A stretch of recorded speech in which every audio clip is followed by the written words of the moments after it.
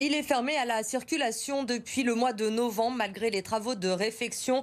Le pont de l'île Barbe continue de se dégrader. Il restera donc fermé aux voitures jusqu'à sa reconstruction à l'identique. Début des travaux 2025. Eline Dany, Mélanie Ferreira et Leïla Kessi.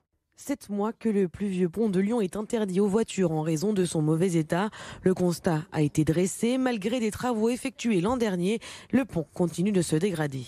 On a un pont qui est très fortement dégradé. On le qualifie d'ouvrage à bout de souffle. Sa structure est gravement altérée. Ce qui va nécessiter effectivement sa reconstruction à terme. Désormais, seuls les piétons et les cyclistes peuvent l'emprunter. Je trouve que c'est cohérent en fait avec le pont.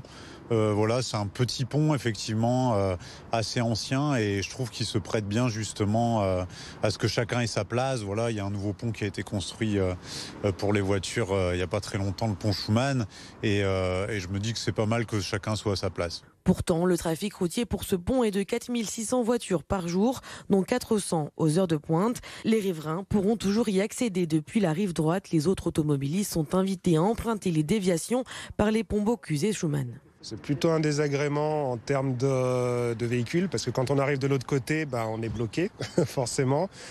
C'est moins pratique d'accès et je pense que ça crée un peu plus de bouchons.